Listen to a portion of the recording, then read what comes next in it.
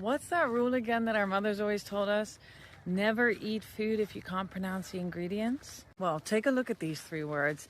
I'm not even going to try and pronounce them. But these are chemicals, and specifically, they're PFAs, forever chemicals. And these chemicals have just been approved by the United States to be used in pesticides during the growth process of foods. They're about to be put onto your food, and you'll have no idea they're even in it because it won't be listed in the ingredients on the end packaging of your food. Most people think that this issue is isolated to a few fruits and vegetables, but it really isn't. When crops like wheat and corn are even harvested, the leftover waste products and husks are routinely processed into animal feed. And because these are forever chemicals, they don't break down.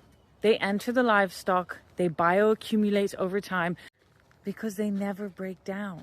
They never leave our environment. Now, what I find more shocking is that this approval of these PFAs just came weeks after the Supreme Court ruled in favor of Monsanto, stating that from now on, anybody who were to get sick from using Monsanto's chemical weed killers or other chemicals like pesticides that get sprayed on crops are no longer allowed to sue Monsanto. And the US just approves PFAs, which never leave our bodies, in the pesticide use.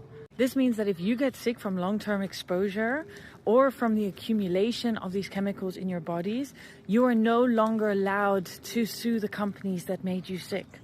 So this is again where the system is completely backwards.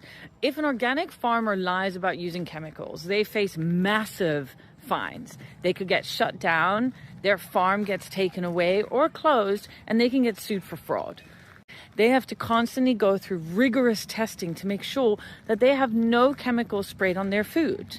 However, if a chemical company puts chemicals on a supermarket shelf knowing that this can make people sick, they are never held responsible.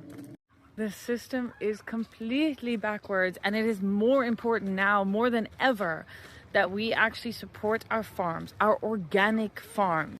Farms that do not put chemicals onto our food, onto our produce, into our livestock. If you haven't already, go to unlabeledkitchen.eu, sign up to our website, sign up to join our cause, and sign the petition so that we together can stand up against this fight and make sure that our supermarket foods, or any foods being sold in this entire world, contain all the ingredients and all the processes on the packaging.